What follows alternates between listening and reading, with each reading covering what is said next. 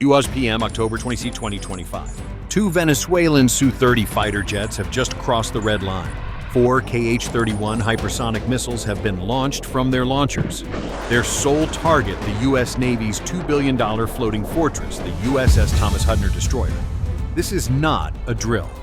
This is the story of 20 breathless minutes that determined survival, of how a high-tech shield faced a near-perfect attack. Would it hold? On the peaceful Caribbean Sea, an act of provocation broke the silence. But this story does not begin with the roar of jet engines, but from a much higher place. 350 kilometers above the Earth, in the cold darkness of Earth's orbit, an unblinking eye watched. The KH-11 reconnaissance satellite, a technological marvel capable of reading license plates from space, witnessed everything. It recorded every movement from Venezuela's La Orchila airbase. The images it sent back were not just of aircraft. They were of two Su-30 Mk2 Flanker G fighters equipped with two AL-31FP engines that allow them to perform complex maneuvers. It is one of the most powerful 4.5 generation fighter jets produced by Russia. And under their wings is a weapon carrying an unmistakable message of defiance, the Kh-31 supersonic anti-ship missile. For the world, the Caribbean Sea is a complex region where political tensions can erupt at any moment. Venezuela, in an effort to assert its sovereignty and challenge the U.S. presence, has decided to make an extremely dangerous move. They believe they hold the trump card, a surprise attack that could humiliate the world's superpower. On the map, the line separating international waters from Venezuelan territorial waters is a thin line. But today, those Su-30s are not flying parallel to the line. They are flying toward it, determined to test the limits of the American ship.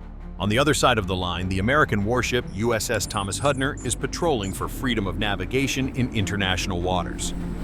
The Arleigh Burke-class destroyer USS Thomas Hudner is not just a hunk of steel.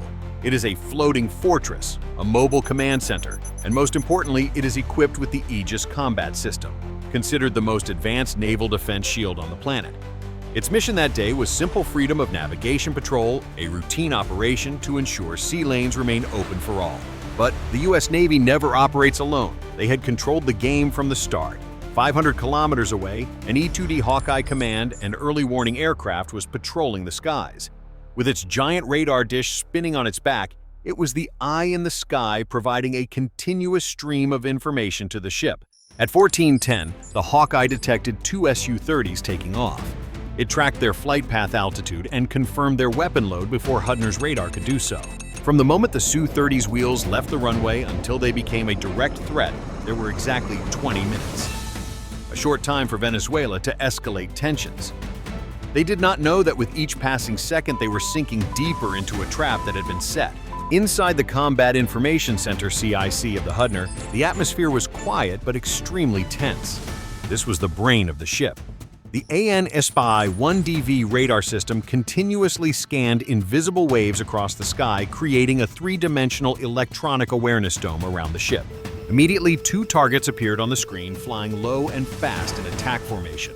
They did not respond to any radio calls. Their IFF transponders were completely silent.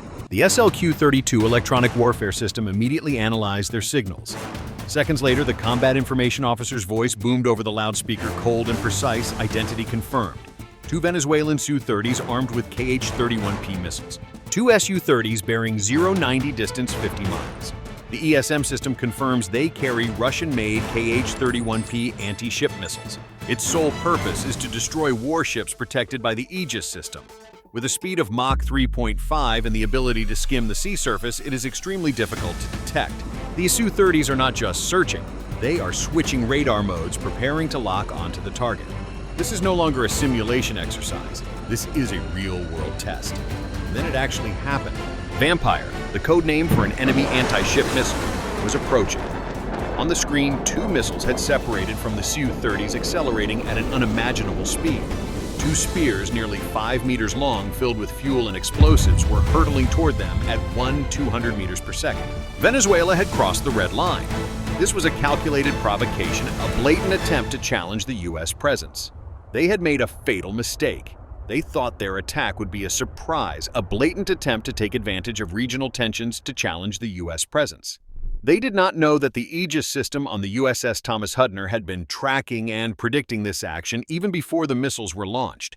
Now the real confrontation begins. Not between people, but between machines. A race between speed algorithms and physics. Two KH-31 missiles had passed the 50-kilometer mark, rapidly closing the gap. The first and most sophisticated layer of defense was activated. The SLQ-32 system, a complex array of antennas and transmitters, began operating. It did not fire a single bullet. Instead, it recorded the active radar-homing ARH signal emitted from the KH-31 missile seeker, subtly altered it, and fired it back. The goal was to trick the missile's brain into thinking the ship was in a different location. Simultaneously, the command fire decoys was issued. The Mark 36 SRBOC system fires. A barrage of flares is launched, creating massive, false radar targets. Simultaneously, high-temperature flares create a thermal matrix to blind any infrared sensors. The goal of this attack is to turn the real ship into a ghost amid a storm of false targets. The result was immediate. A KH-31 missile was deceived and locked onto the false target. It abruptly changed course, crashing into the flare barrier. Seconds later, it fell into the sea kilometers away from the ship. The first threat was neutralized without firing a single live round. However, the second missile, perhaps programmed more sophisticatedly, penetrated the invisible wall. It was not destroyed, but was affected, consuming nearly 20% of its precious energy, and was still hurtling toward the target. Electronic warfare was half successful, and we saved ammunition for the next layer of defense. The second KH-31 missile was now only 30 kilometers away. It was flying at Mach 3.5. The time to impact was less than 25 seconds. Now it was time for the third layer long-range defense.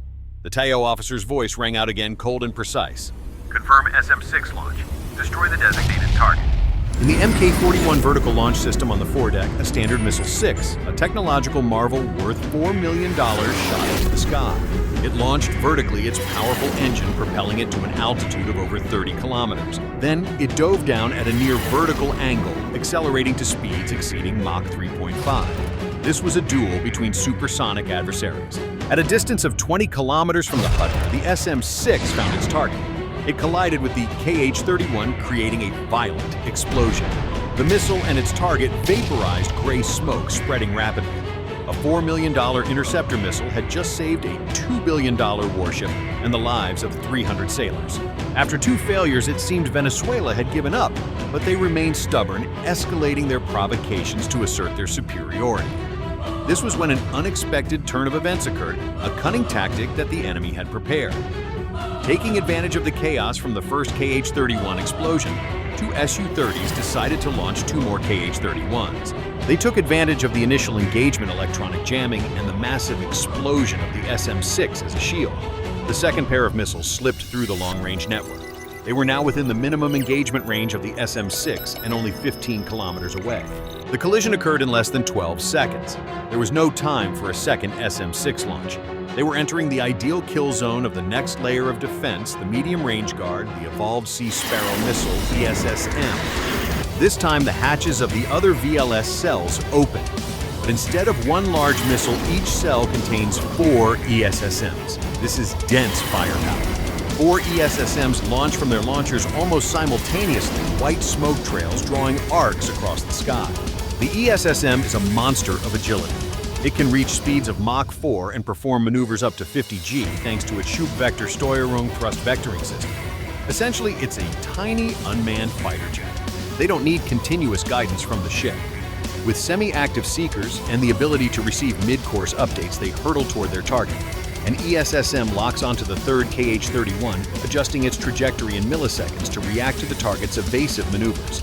The interception is swift, a direct hit, destroying the missile in a shockwave explosion. The fourth KH-31 is also hit by another ESSM. It was not completely destroyed, but its seeker and guidance systems were disabled. However, it was still there, a 500-kilogram block of metal hurtling toward the ship. It was no longer a missile, but it was still a deadly threat. It was only 5 kilometers away. 5 seconds, 4 seconds, 3 seconds. Now the final line of defense was activated. The final steel wall, the close-in weapon system CIWS, began to operate. Its independent two-band radar locked onto the approaching target. In a fraction of a second, its fire control computer calculated a firing solution. And then the 6-barrel M61 Vulcan Gatling gun fires at maximum rate. The sound of a 6-barrel 20mm Gatling gun spinning at 4,500 rounds per minute. It doesn't fire explosive rounds.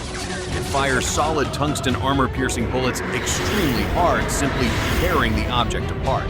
They crushed and shattered the 500 kilo warhead into a cloud of increasingly smaller, harmless fragments that fell into the sea hundreds of meters from the ship. Silence enveloped the CIC. On the tactical screen, which just seconds ago had been filled with red enemy icons and intersecting missile trajectories, was now completely blank. 4 modern Russian-made anti-ship missiles, the pride of the Venezuelan Air Force, were now nothing more than useless debris at the bottom of the Caribbean Sea. The 2 Su-30s turned around and fled back to base. The entire chain of destruction from the detection of the first missile to the neutralization of the last fragment lasted less than 90 seconds. The USS Thomas Hudner was unscathed. This was more than just a successful defense. The message sent to Caracas and anyone else watching was crystal clear. Challenging the U.S. Navy in international waters is not an act of war, it is military suicide. Caracas learned its lesson. Superior technology combined with relentless human training creates a wall that is nearly impenetrable. The sailors aboard the Hudner simply performed their duties with a cold professionalism that comes only after tens of thousands of hours of training and simulation. As the USS Thomas Hudner continued its patrol, the sea returned to calm. This was not a crisis, it was a test, and the U.S. Navy scored a perfect score. Today's lesson, written in missile smoke and lines of code, is simple. In modern warfare, never pit technology against those who wrote the rules of the game. What do you think? Which of the 5 defense layers impressed you the most? Let us know in the comments below. And if you want to see more in-depth analysis of military technology, click the subscribe button and turn on notifications. Thank you for watching.